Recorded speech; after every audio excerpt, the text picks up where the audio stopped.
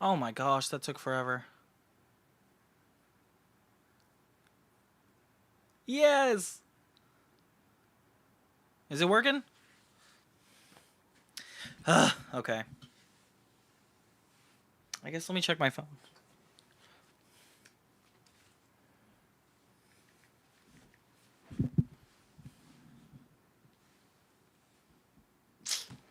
I'm insecure now, guys. Insecure.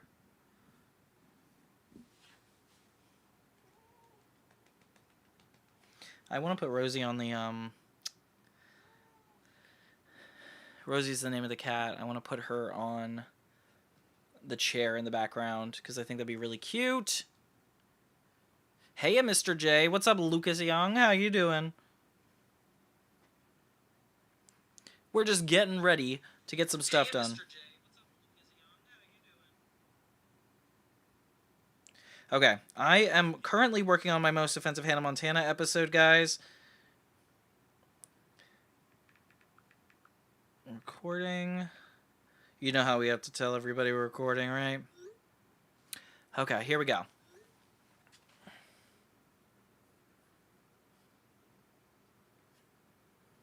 Yeah, I'm not going to talk about songs sung bad.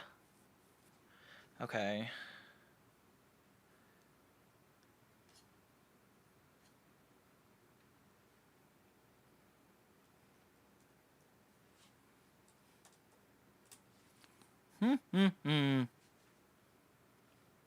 So what? I'm still a rock star. I just made that up. Never existed before that.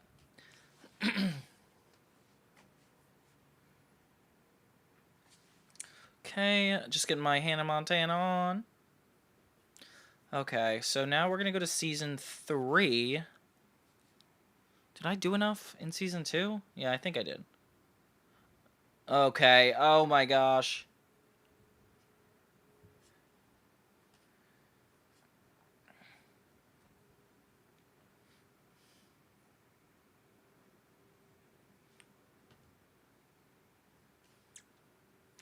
Okay. So, I want to see my DVDs. Yeah, I love my DVDs. Okay. Okay, here we go.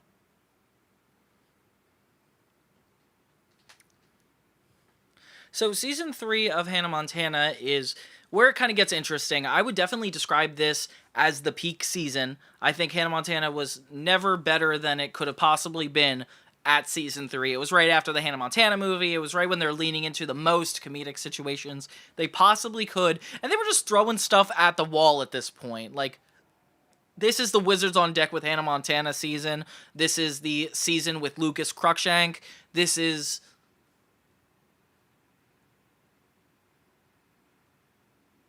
What else is new in this? Oh, this is the season that Miley moves out. There's a lot to like about season 3. But of course, with every good season, we need to focus on the bad episodes, because I am a glass half empty kind of guy. Now, I just brand myself that way. I'm not really like that. So season 3 episode... Hold on.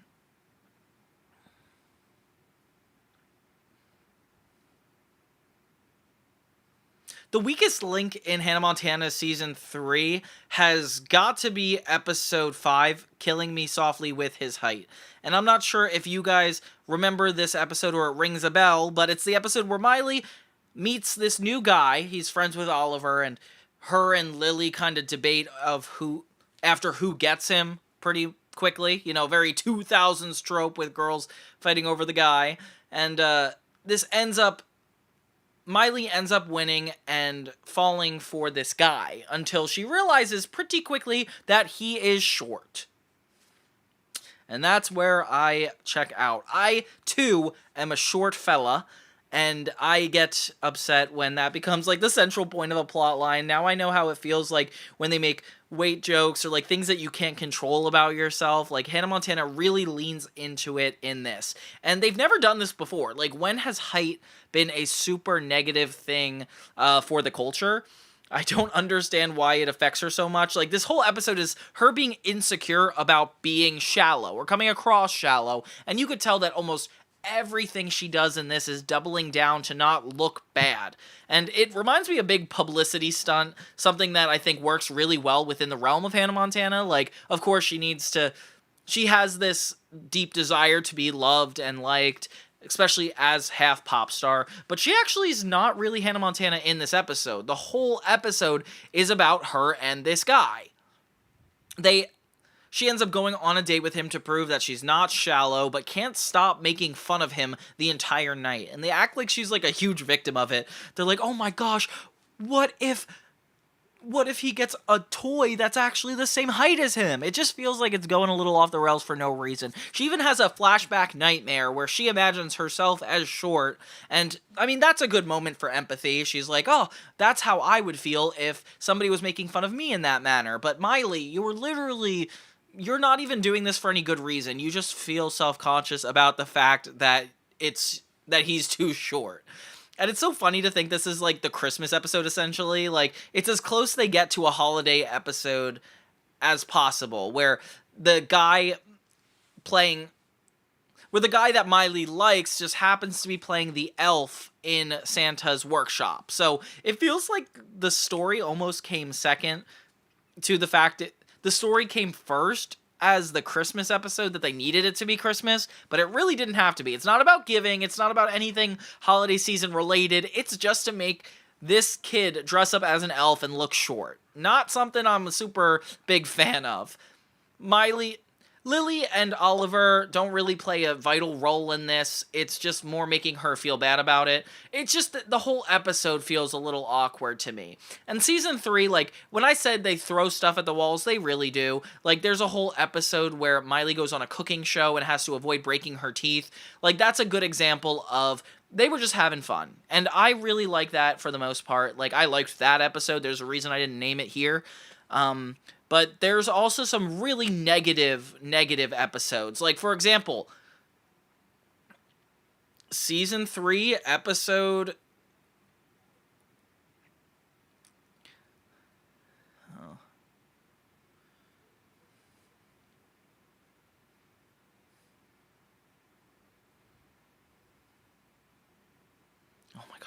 Season 3, Episode 20. The third part, once again, in a 3-part crossover special in which Hannah Montana disappointed. Yeah, from On the Road again in Season 1, Episode 12. Now, Episode 20, we have Superstitious Girl, and it's actually doing a lot better than the first episode did at being a crossover. I mean, for instance, she's actually on the Tipton boat this entire episode, as opposed to the first 5 minutes. She has interactions with Mr. Mosby, Lily, her dad. Like, it's a lot of the elements of the Hannah Montana episode. It just feels like the background's changed. That's why it's good, but it's not great. It's them in a hotel. This could have been done in any setting. I don't know why Hannah Montana specifically had to do this plot line.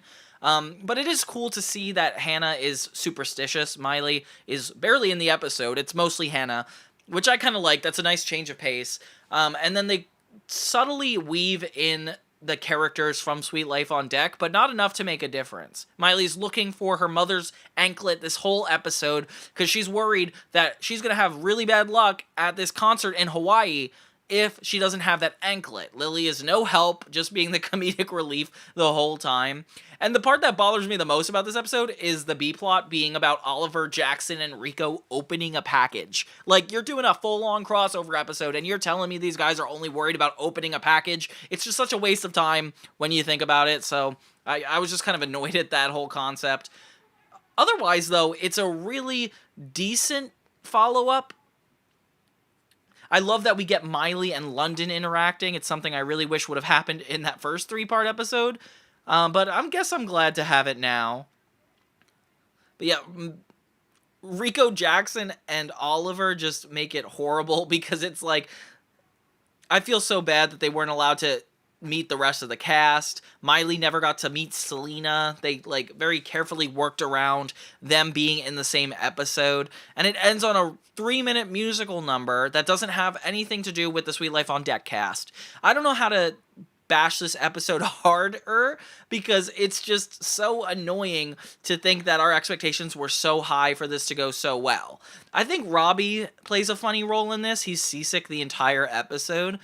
and seeing him not go anywhere is just a funny gag. Like, even using the porthole to throw up in was a good bit. Miley losing her wig was a really funny bit. I wish we had a whole episode about that, but the fact that it kind of jumps back to being a structure that Hannah Montana is familiar with is great. I think it's just the context. The context of the expectations of a 3-part crossover are not being met.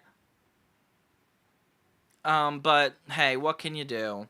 So yeah, that's like one of the episodes I really felt like didn't represent season 3 so well. Kind of made the whole series look a little worse. But not worse than On the Road Again, so I guess fine. I guess that's just how it goes. And then I kind of have to point to episode 26, Come Fail Away. This is the episode with Lucas Cruikshank, the guy who plays Fred. And I talked about this episode in my Fred video. You should definitely check it out. But the whole premise is that Miley is up for a cartoon role. Something that I think is a really, really interesting idea to read about. In execution, they could have done better. So in the episode, Miley's getting the part of a duck in an animated cartoon, something that was really common in the 2000s, 2010s, even till this day. It's cool to have celebrities portray new characters in newer movies. It makes you actually want to see it. I know the Smurfs have redone themselves like 4 times, and I'm getting a little tired of that, but I guess you'll save that for my revivals video. In this,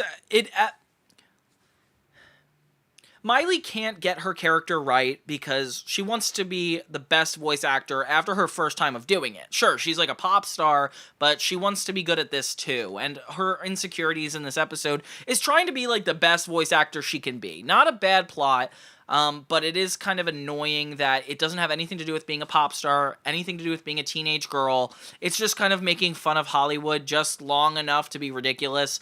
In the episode, Miley tries to get into her character by adopting a duck and learning how it works. So it's just her flapping her wings around the house, and Robbie is like, okay, this is getting sad. See, even Robbie realizes the 3rd season has gone too far with this episode. It's at the tail end. Like, there's only 30 episodes in this season, so the fact that it's, like, toward episode 26, 27, it makes me think that they're just running out of ideas. Overall, like, there's some good jokes, and the fact that Lucas Cruikshank is in it is great. But why do we need to go here? This is not something a part of Miley's journey that I necessarily needed to know about. Looking back, I wish there was more things they covered that were different within the same realm. But this feels a little too out of character. Robbie's role in it as, like, kind of mentoring Miley to doing it and not giving up is really inspirational. I feel like Miley tries really hard in this episode to make this work, and that's something you have to admire. Like, she's a really hard worker, despite the fact that she has diva-like tendencies, and seeing her, like, not be able to get it right just kind of makes you feel bad for her. Even up until the end, I don't think she can fully get it. It doesn't have, like, a great ending. It just bothers me that Lucas Cruikshank is in it so much, but not necessarily a big part of the episode. He could have done a lot more here, but the writers kind of limited this to the studio and Miley at school, and then learning from this duck, something that I don't think we needed to get in the Hannah Montana canon before the series ended. Yeah, like, originally they said the 3rd season might have been the last, so the fact that this would have been one of the last episodes, it really bothers me. I don't think that, like, comes into my judgment of it, though. I don't think that's what makes it so bad. I think it just has comically unnecessary moments where it felt like maybe like a comedy writer tried to write this episode and make it just be one of the funnier ones, but it didn't necessarily get to that point. Miley just keeps failing and trying to follow Billy Ray, but nothing is availed. In the B plot, we have Jackson actually trying to be a responsible adult, something that happens really often. Like, it's very much him proving to his dad that he needs independence. But it comes to have a big... but it's actually kind of funny because it's about Robbie texting and leaving Jackson and giving Jackson boundaries. He, like, doesn't know how to do it. He just texts and texts, and it's so funny watching an old man assume they know how to text. Like, I don't know why. It's just, I picture my dad being on the phone and being like, LOL, okay, haha. You know, like, they don't know how to do that. So Jackson's dealing with it is the funniest part. The fact he's so old for this part, he's like 30 at this episode. I feel like Robbie's only like 20 years older than him. That's weird to think about when you think about it. But yeah, overall, crazy episode. I wish Oliver was in it a little bit more. He's like barely in this. But Hannah Montana season 3, they went there. And I'm not sure if they liked going there, but they did go there. So yeah, Come Fail Away, that is definitely one of the worst ones. Then we have Hannah Montana Forever. So this is the 4th season. It's only 13 episodes this time around. And I put a lot of love into my final video for this show. I mean, I started this channel talking about this show specifically, and I had a lot of fun actually diving into all of these last episodes. Like, I take a really deep, intimate dive into how everybody progressed throughout the show and ends up by the end of the series. So definitely give that a look. But I do want to highlight some of the episodes that I thought were the worst and most unnecessary of this season. So they're on a ranch now. They're not at the usual locations they used to. It feels kind of like a reboot type revival setup where a lot's changed, but nothing is like completely altered, I guess. Like, the relationships are intact. Rico still works down at the boardwalk. A lot of things are similar, but there's a lot of things different. I think season 4, episode 3 is when things kind of got off the rails. Like, this entire season is kind of about Miley and how she reveals her secret to the rest of the world. Something that I feel like they could have easily done in season 1, but they took their time to really develop her as a character, have funny episodes, have a lot of thoughtful things happen. Like, if this were current day, this would probably be the first season of Hannah Montana. You know, like, her revealing the secret, dealing with the aftermath of it. And I'm glad that we actually got to have a slow burn when it came to it in this show. So I feel like the worst episodes in this season were things that didn't contribute to the slow burn, but made everything a lot longer and more of a drag. Something I hate to see when TV shows do. Like, don't waste my time like this, especially considering all these seasons of Hannah Montana before were gold. Like, there's a new high standard that now that they're in this new place, that they won't have as many good episodes. So I'm really rooting for this show to keep the energy of the original 3 seasons while also still being worth the watch. California Screamin' is not that. I feel like this is a Robbie-centric episode, Miley trying to make him happy and actually get him to date again. She thinks that Robbie is way too lonely and almost like borderline depressed, which is, I feel like it reminds me of a Victorious episode where their teacher Psychowitz was sad, and then they just like looked back on his life and he got even more sad. But Miley and Hannah Montana take a less cynical approach and are a little bit more fun with it. We've had episodes where Miley tried to hook up her dad in the past, but never quite worked out. And this time is not an exception. It feels like a very repeated episode where we don't get anything new. We just see Robbie acting a little bit ridiculous, very boomer energy, and there's a reason he's not dating, because he's not self-conscious about who he is. He likes being himself. He's happy with his new life, and Miley just can't get that. She has to meddle. So even as Hannah Montana, she's like, Jackson, we have to do something about this. Jackson obviously doesn't like to play a big part in it, so Lily is kind of her duo partner in this episode. And it's really funny because they want to hook her up.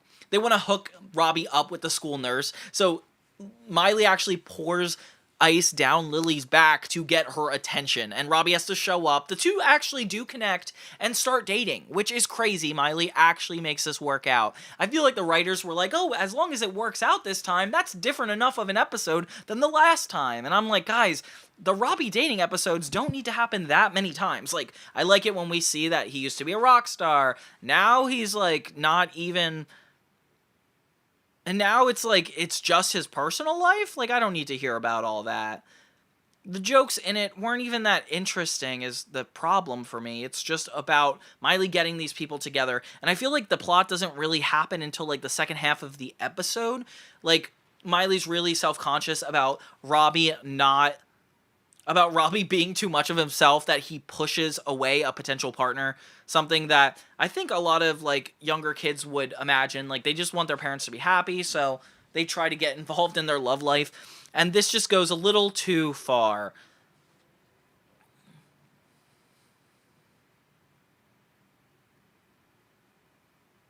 especially when the plot kind of kicks in a lot more halfway through when Miley is worried that her dad is going to embarrassingly scream on the roller coaster. That's why the episode's called California Screamin'. So it's Miley essentially trying to get her dad to not be himself on this roller coaster in front of this girl. And her dad ends up having to have a talk with her and be like, hey, somebody's got to love me for me, Miley. And it's like, whoa, that's kind of depressing that she thought that that wasn't possible up until this point. All around, like, an episode that just felt like it was so unnecessary, with the precious 13 episodes of the final season being, like, wrapping up this whole story, and then we're wasting one on this. Like, I don't need to see Robbie Ray be embarrassed to scream. That's not interesting to me at all. Okay, whatever. Then, of course, then one of the last worst ones, I feel like, for me, is Love That Let's Go. So, this episode, it's not that bad. I feel like I was looking back and I was like, okay, like, I definitely like it better than I thought I did. But it's, like, about Miley and Lily's relationship. Miley lies to Lily, saying that, like, if she gets to the top of the rope in gym class, if she can get to the top of the rope in gym class, Lily will ride a horse, like Blue Jeans. So we dive a lot into Miley's ancestry, and it takes a little bit of a break from the Hannah Montana persona, something that we definitely needed in this season because it's just so focused on the diva life that it's, like, not even working. Miley goes so far as to hire a full-on stunt crew to make it look like she did this thing to get Lily on the horse. Like, that is full-on black coercion? I don't even know how to define that, guys. Put it in the comments. But yeah, horrible episode for Miley. Really didn't do good on her, and I hate when they make the main character look like a terrible person just for the fact they need a plot to happen. Like, Lily ends up breaking her leg, and most of the rest of the episode, you think it's about Miley taking care of her, but she's actually really reckless with Lily, like bumping her into different things, like poor Lily in a wheelchair just trying to survive, and then the entire episode shifts to being more so about Blue Jeans being sick. So we forget about the fact that Miley just took advantage of her friend just to have a better time horse riding herself, and now we're worried about this horse. I mean, your best friend was just in the hospital, and now Blue Jeans, I feel like they just want to connect it to Miley's home life, but it didn't do such a great job. And again, with only 13 episodes this season, it's really easy to ignore that. It's really easy to do it the wrong way. It's nice that we get Noah Cyrus at the very end, and we see, like, American Humane, no animals were harmed copyright at the end, which I forgot they even did at one point. But that's kind of cool. Overall, like, it's a funny episode. It's barely a funny episode. It's barely character development. It just feels like it's taking a step back in what Hannah Montana really represented. So yeah. One sec.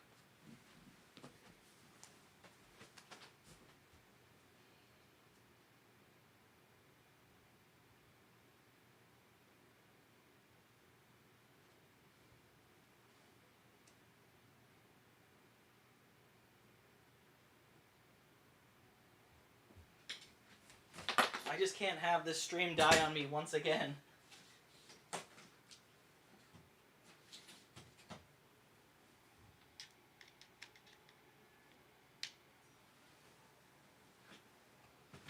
Sorry, Rosie. Freaking out Rosie too much, guys. My bad. Oop. Okay.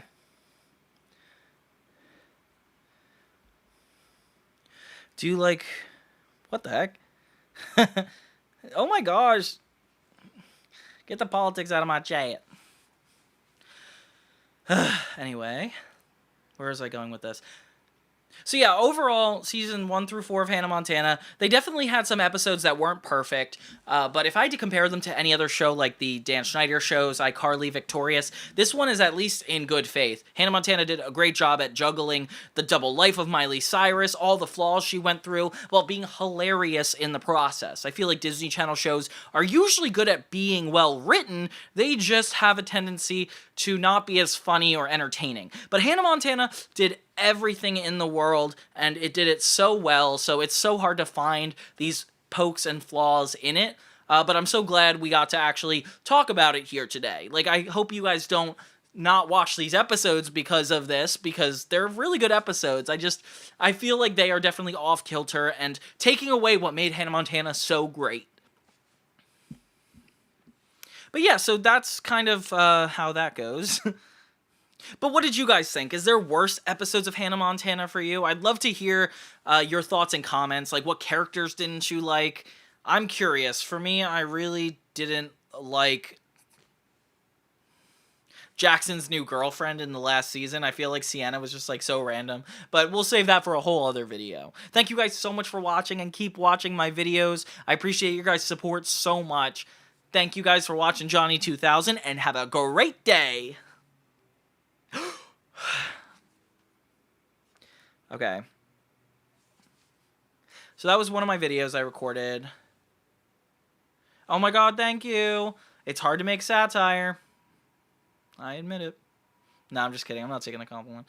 Thank you guys for watching. I have fun doing this when I'm like actually with people. Like, this is a lot more interesting to me. So yeah, so we just did Hannah Montana seasons 1 through 4, the worst episodes. Let me make sure I have it. Intro, season 1 and 2 part 5. Season 2.5 and 3?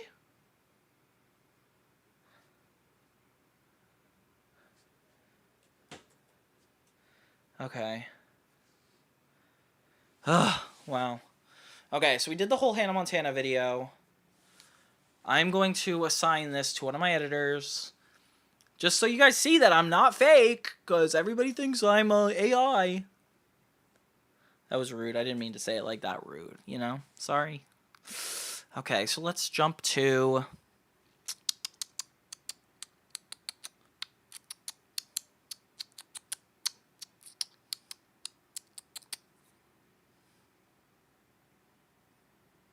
Okay. Let's see. Okay. Should I do Sunny with a Chance, or should I do...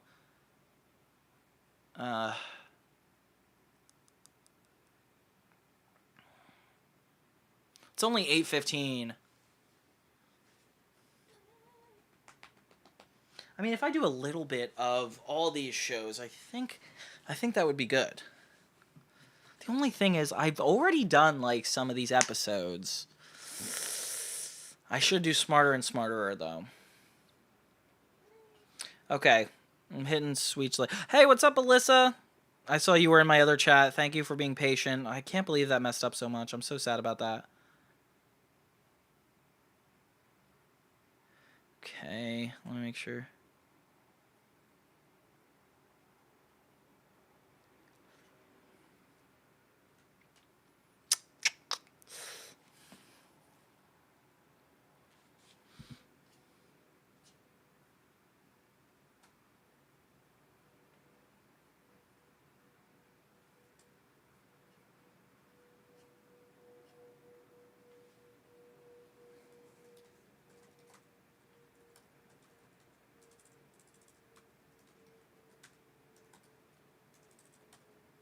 Okay.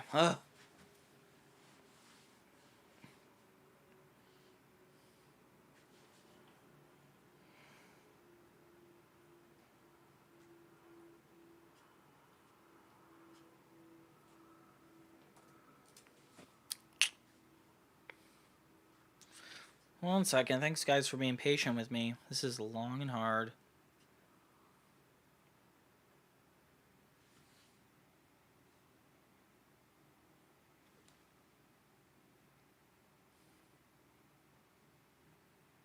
Okay, I guess I could do the Wizard's Return thing. Yeah, why not? I'm doing it. Okay, I'm jumping into the Wizards of Waverly Place episode. Who remembers Alex versus Alex?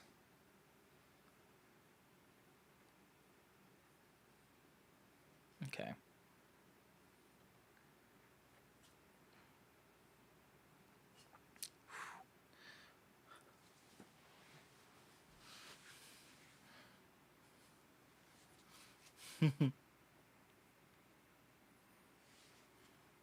Okay, so what's the best part of doing magic, you ask? Probably using it to bring back your show after only being off the air for 1 year. Wizards of Waverly Place ended a year before Alex vs. Alex came out. And it's weird that they had like a whole reunion special for a show that had just barely finished. But for me, I was down for it. I'm a big Nostalgia 2000s YouTuber. I love television, so seeing that this even happened was kind of a cool idea. I personally am a big... Okay.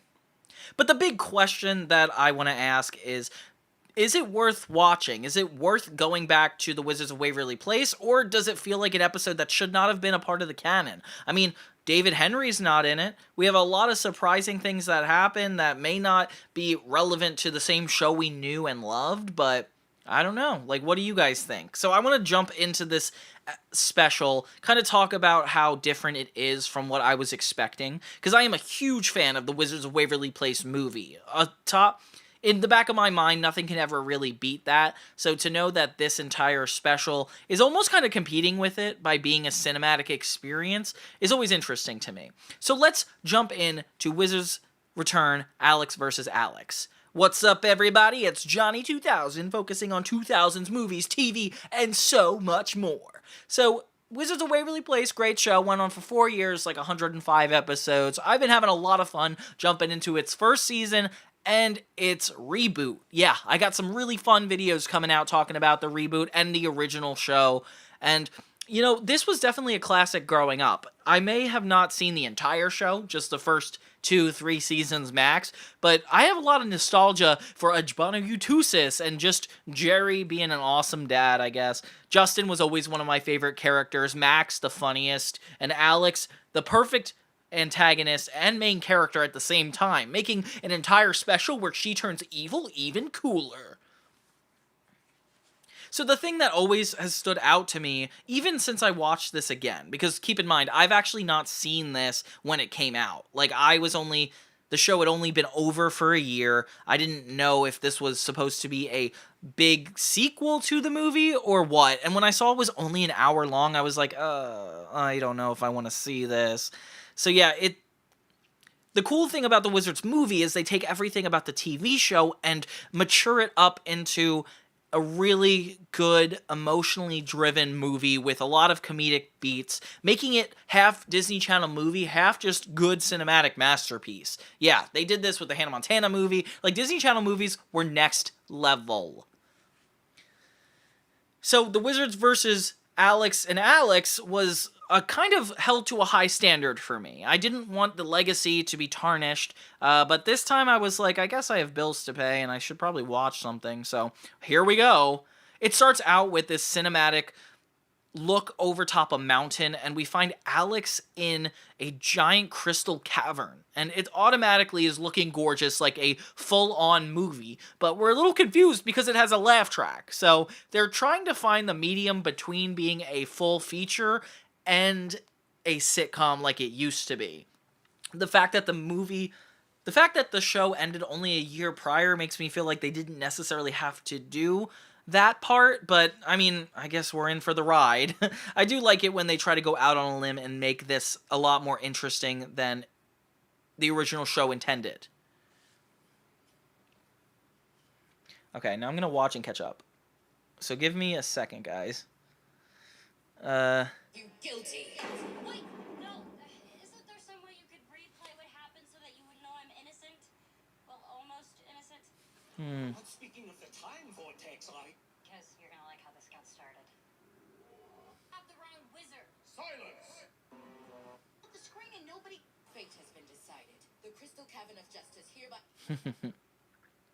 It does start with a very intense plot where Selena Gomez as Alex is suffering the wizard trial or a judgment of some sort where she's in trouble for doing something heinous and downright evil. We're not really 100% sure what it is. We just know that she's probably at the helm of it. It's not surprising considering the fact it's been a bit since the family competition had ended. What a crazy way to end the entire series after a family competition. Oh, add this to the beginning of the video, whoever's editing this, please. Where we last left off Wizards, we had a 2-part series finale the Wizards family competition, and it's just called Finale on Disney Plus, but you get the picture. And that's the whole thing that the entire show is building up toward, is the three siblings fighting against each other in one last magical event to decide who the family wizard would be. And we got a lot of shocks and surprises, with the show ending really amicably. Like, Max doesn't end up keeping his powers, but Justin and Alex are able to, which is really cool. I can't believe they found a way to make that work. Like, Justin's still working at WizTech. That kind of gives us a reason for him to keep his powers. And then Alex actually is the one who wins in the end. So it's a really complicated ending to a special, but not one that but a really good one, to say the least. So this takes place a year after, and they purposely didn't have Justin in, and it seems like it's for a story reason, but I'm not 100% sure. I do like that it is focusing on Alex, but I do wish Justin was here. Since this show and we had a reboot with all Justin, I feel a lot better looking back at this. I'm like, okay, at least like he wasn't just forgotten. He was just a part that needed to not be here for this special. They worked around the character dynamics really well and made it feel like he didn't necessarily need to be there and we didn't miss him. They talked about him enough with, like, congrats, Justin, in the beginning scenes, but they pretty much write it off pretty quickly. Stop rubbing her shoulders. Alex and Mason, the werewolf, are still together, which is also kind of cool. And we're back to the regular Wizard set. So it starts with Alex and Harper changing the couch into a TV at a drive-in movie, and it takes us right from where we left off from the show. It's a little darker and a lot more cinematic, but it still got the vibe of the original show. Dad, what's the big deal? I've always done stuff like this. Right. But now that you're the family wizard, it's Another party for Justin? You're soon. Justin is fine. It's just much more difficult for someone with his spectacular talents to get away. Now, I don't usually use the word spectacular. You're a lucky man. Oh my gosh. Yeah, they find a way to weave him in the plot just by being talked about, which I am pretty impressed by. Like, Alex is constantly reminded that even though she's the family wizard, he's the one that still gets to keep his powers and work at WizTech, with a lot of people in the wizarding world praising him for everything he does. And I kind of like that concept. It definitely raises the stakes a lot in an interesting way. Having him not be a part of it, but still being in it, is really cool. Mason being in this a lot is really nice, because Alex has an emotional... Because Alex has, like, kind of like an emotional anchor, and I like that they kept that relationship going. Like, it's a really sweet back and forth the two have, and very odd to keep a werewolf and a wizard together. Like, I like that. And they do a good job at setting it all up. you're not going to turn this trip into one of your selfish shortcuts. I'll just stay here and read or... Yeah. It's okay, Dad. What's your announcement? Well, it seems like I've made this. Union. It's okay, Dad. What's your... It's themed around... Max is back too, but he is so much older. It's, like, hard to, like, look at him. Like, his voice is deeper. Everything about him is, like, a lot more mature. So it's like, what the heck? Especially considering this is after the 4th season, like, he was significantly younger back then. But being the dopey one, he does a good job at keeping that up in this special. A lot of this revolves around Jerry's animosity toward Alex's powers. Like, the whole concept is they want to go to a family reunion in Italy, which is a really cool concept. So they're going to Italy, but Alex is forbidden to use magic. Like, he really wants it to be a family event. So I'm not gonna spoil this for you, but guess who does magic? Alex. Boy. You'll only have yourself to blame in that peekaboo. Tamiko! Wow. Taking the whole family.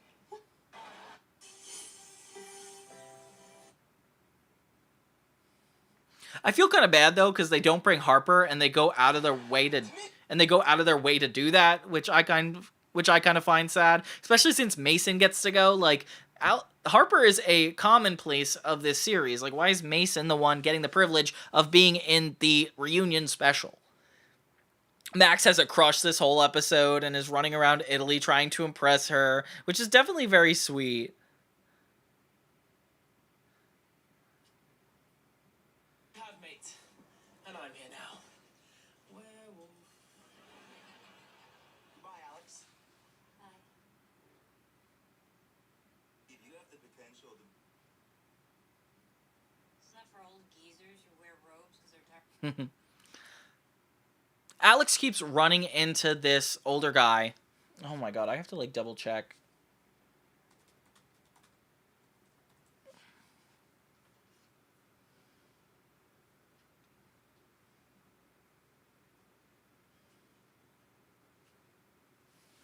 So yeah, Jerry gets a call from his cousin Carmela, who lives in Italy, and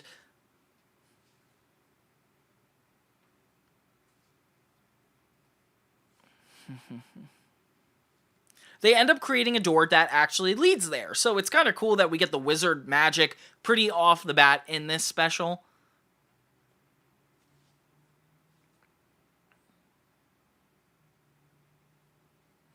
And there's this like new feeling around using magic as a selfish pleasure that Alex finds pretty unacceptable, and how Justin would never do such a thing, and they kind of hold her to this ridiculously high standard. And it's cool that they call it Alex versus Alex, because that is essentially the plot. It's her versus herself, both emotionally and on the surface of the plot.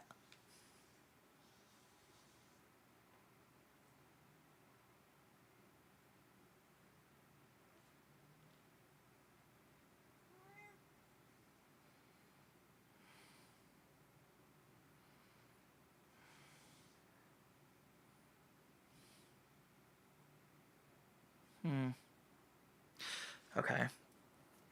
Then there's this new character named Dominic that is essentially trying to smooth her out and is like, you are such a good wizard and have such great potential. Like, you don't need to listen to anyone. Almost kind of giving her a little bit of an edge.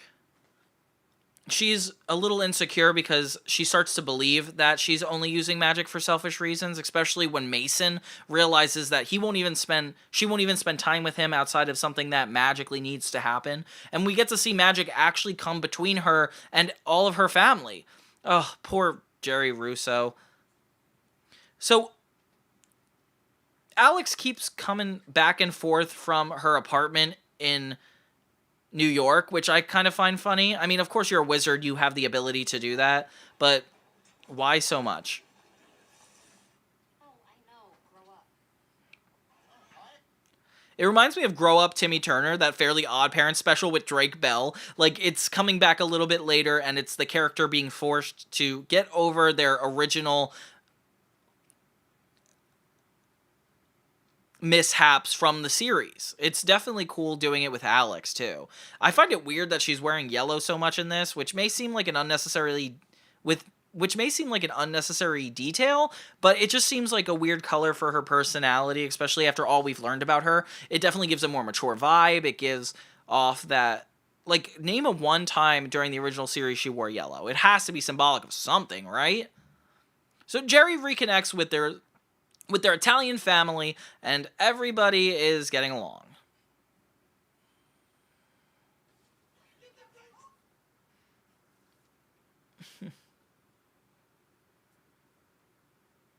So yeah, evil Alex. So Alex and Harper decide that maybe it's... So Alex decides that it's best to split herself between good Alex and bad Alex.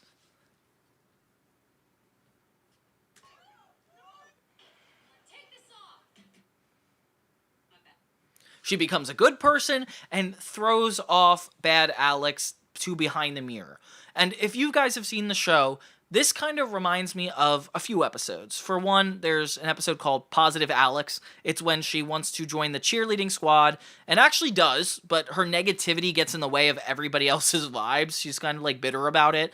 A lot of people are like, you need to change, you need to be better, and that's kind of what this whole special is about. So I can't stop thinking about season 3 when she was trying to impress that guy by being peppy and positive, and it just bit her in the butt. Like, this feels exactly like that episode.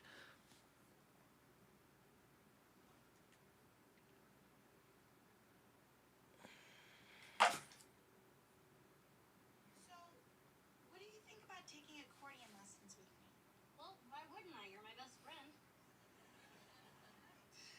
It's my dream come true.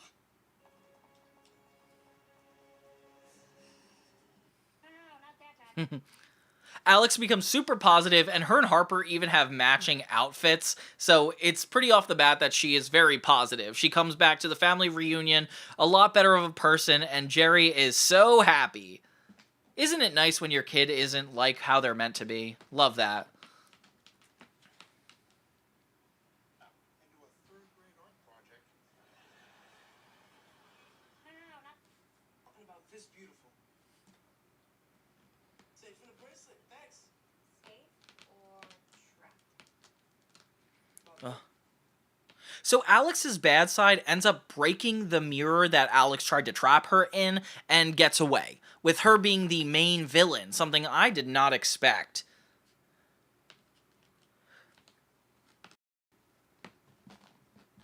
So Dominic ends up giving the evil Alex a magic charm bracelet with 5 gems that is actually able to trap Alex's family and friends, something that becomes a bigger deal than you would ever expect.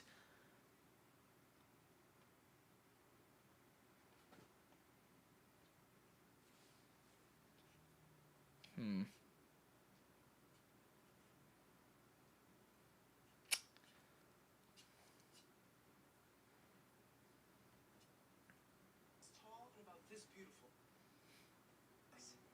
They kiss. Really weird here.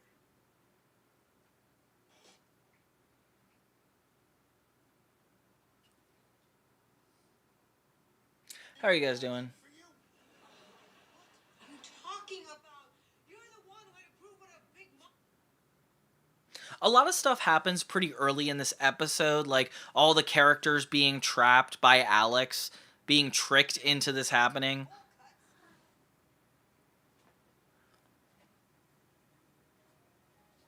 And of course, Mason gets a plot line where evil Alex spends a lot of time with the evil Dominic, and he thinks that she's like cheating. So all of the stuff that she was like insecure about, the reason she tried to change, just gets flipped on its head very quickly. Dominic gets very confrontational on top of the Tower of Pisa, which is really cool that they have this as like a central location. It kind of looks like an evil clock tower type thing.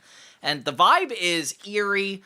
The battle is strong, and it's a very interesting, and you get to understand why they made this a movie and longer. Alex is able to show Mason that there is a separate Alex, and that maybe this one isn't the right one.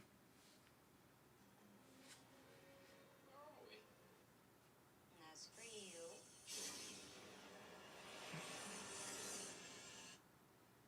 It's when... So, good Alex...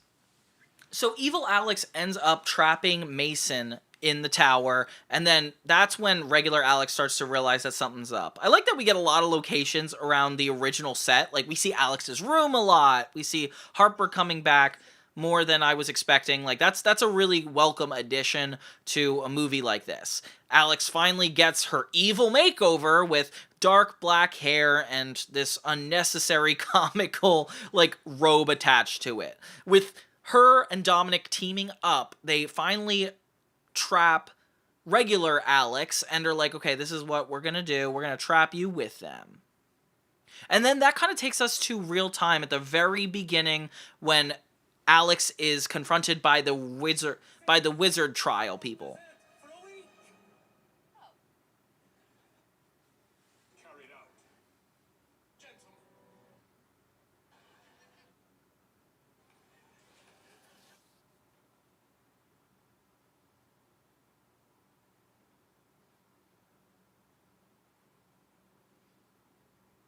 Dominic is a really interesting aspect of this because they've had like villains before that coerce main characters. I'm thinking about like the WizTech episodes, like saving WizTech and regular WizTech. That's kind of what I'm seeing with the character development here, and tricking Alex. Like that's kind of what's happening with Dominic and the new Alex.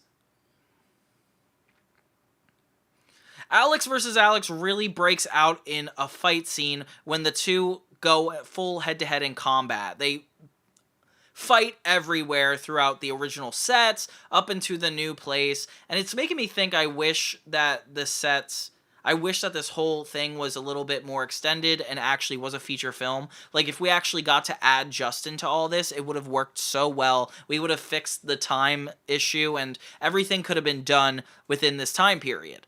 I like that every main character we know and love gets trapped pretty quickly. It feels like the stakes are super high, and it takes forever for Alex to get them back. But it's a chance for her to prove to them that she doesn't only use magic for selfish reasons, that sometimes she needs it. She knows the value of, like, being a good person and, like, being a responsible wizard, despite the fact everybody was kind of getting fed up with her earlier. And I like that it's all around this family reunion. Like, everybody's in Italy, like, having a good time. Like, it's emphasizing Alex's selfishness a lot more. I'm not sure if you guys have had family experiences or Italian family experiences, but it's a lot of like, hey, this is selfish, don't do this, we're eating, we're in Italy. I mean, that's kind of what it is. I'm just guaranteeing that.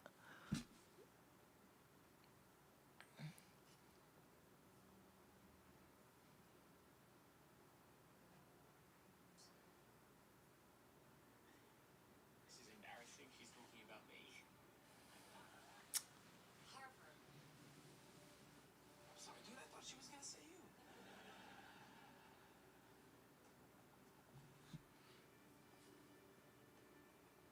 You're the only one that accepts me with all my. Really?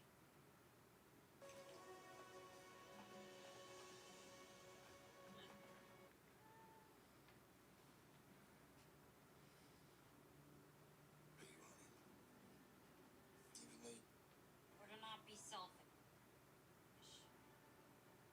No one is happy for just who I am.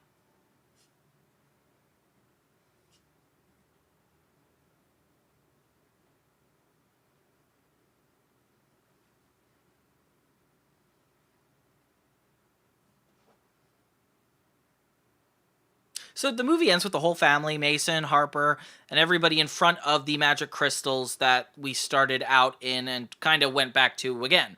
And basically, Alex is going to have her powers taken away because she kind of did start this whole thing. I hate to be the bearer of bad news, but she gets a lot more in-depth self-reflection where she realizes that she is not just the spells she creates or like the comfort she makes, and we get like a little spotlight on Harper, which is kind of sweet. I didn't expect that at all. She like appoints her to be like, this is the one who accepts me for who I am, and it becomes a lot more sweet. I like that they have a really good emotional core, because not doing a full-blown movie, it's nice to know that there's a reason they're even back. And once they decide that, and once Alex actually sacrifices her powers, which is a completely sacrificial thing to do, they realize that she isn't actually selfish, and they actually allow her to give her back her powers.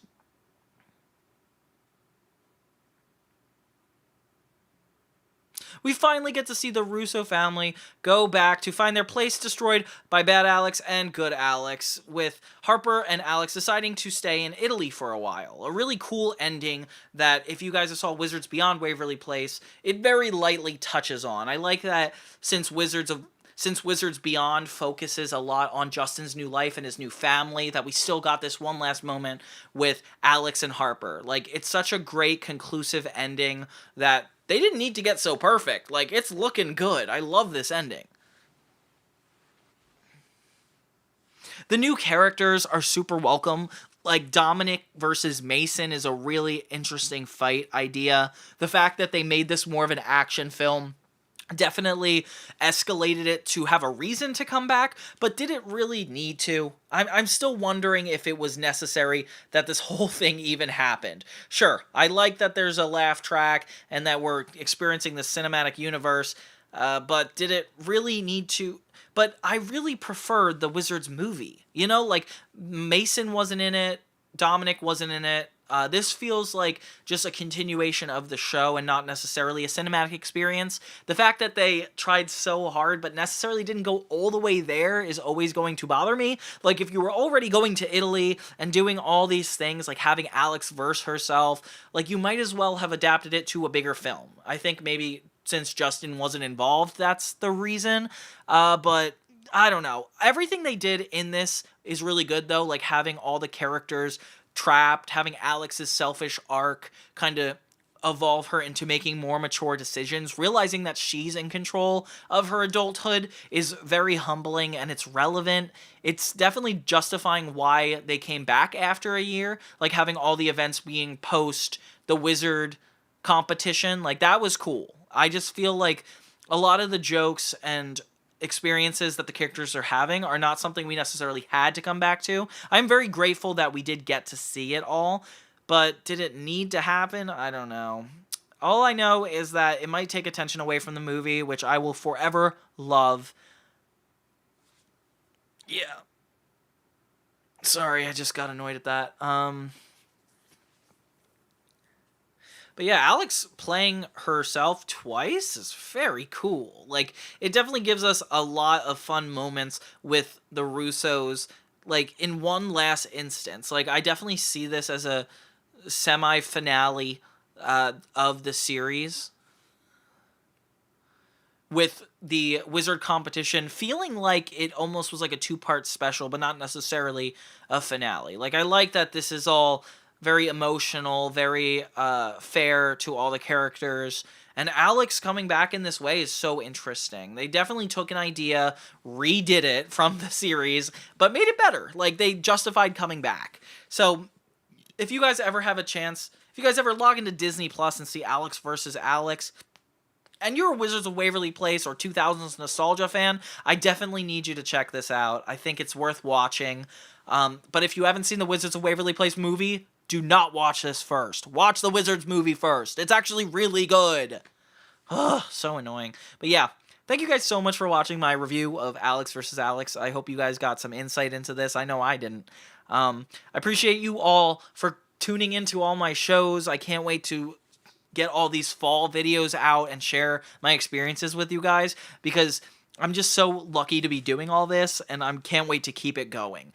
Keep an eye out for my new Wizards videos. Like, this is more of a precursor to how much fun we're about to have with this show towards the end of Halloween and also into November a lot. So get comfortable with some Russo family drama. Until next time, everybody, this is Johnny2000 signing off. Thank you. Okay, second video good. Okay, now we're going to... I think we're going to go to the Sweet Life episodes. Okay, I got it. Let me check the chat here. I need to lose weight instead of reviewing these shows? That is the most respectful thing I've ever heard in my life. No, I am insecure about my weight, though, so that's kind of annoying. I wish you didn't say that, but what can you do? I'm not going to just trust people on the internet. Yeah, everybody's talking politically. I don't know where that came from. I thought this was the 2000s content stuff.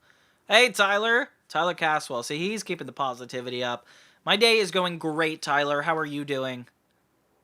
It's so fun to just, like, be able to actually, like, talk to you guys and do videos at the same time. Like, I could feel, like, the inspiration be a lot more meaningful because I feel like I'm actually talking to you guys. So I feel like I'm going to keep doing it like this. Like, this is too much fun for me.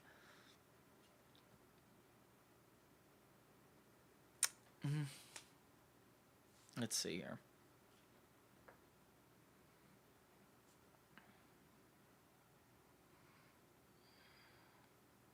How are your guys' day going? Who's in the chat right now? Where's my friends?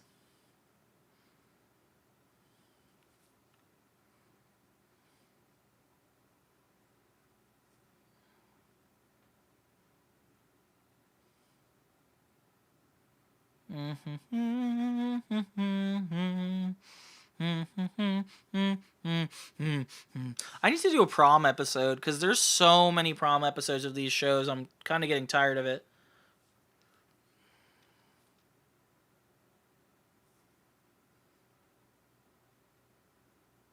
Oh. Hi.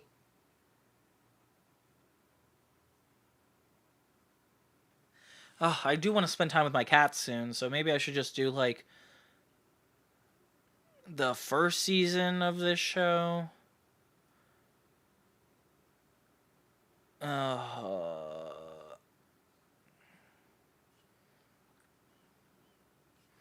Okay.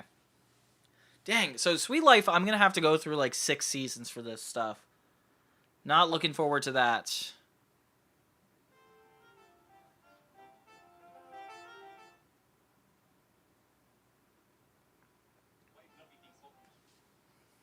It's like the heavens have dandruff. Right, Darwin? Ready when you are, Captain. Actually, I decided I'm done. I can't do any more today. I'm tired. I was having fun though. Let me set up my my video downloads for my editors. Rosie. Sometimes I do like 3 45-minute videos in one sitting, and I'm just like so tired. But hey, that's how I pump out the videos. I'm not AI. Everybody, leave me alone about that. Best Disney couples. Who's our best Disney couples? I like Sunny and Chad. Sunny and Chad all the way. Best Disney couple. Sunny and Chad. Sunny and Chad. Let's see here. Oh. Sunny and Chad. Sunny with a chance. Sunny and Chance. Sunny with a Chad.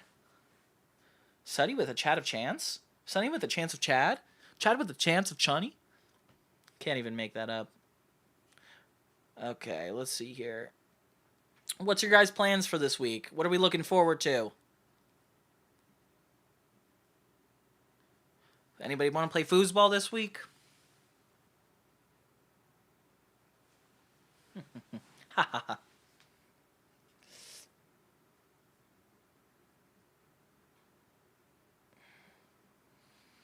Okay, I'm going to...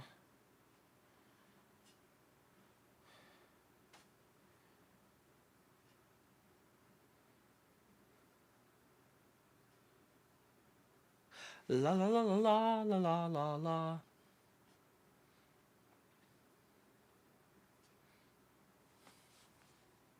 Why do I have Christmas music stuck in my head? Take me away, a secret place. That's not Christmas, right? Yeah, no, I don't think so. Okay, guys, thank you so much for joining me on this live stream. I'm not good at keeping up with this, so I'm going to head out. Love you all. Good night.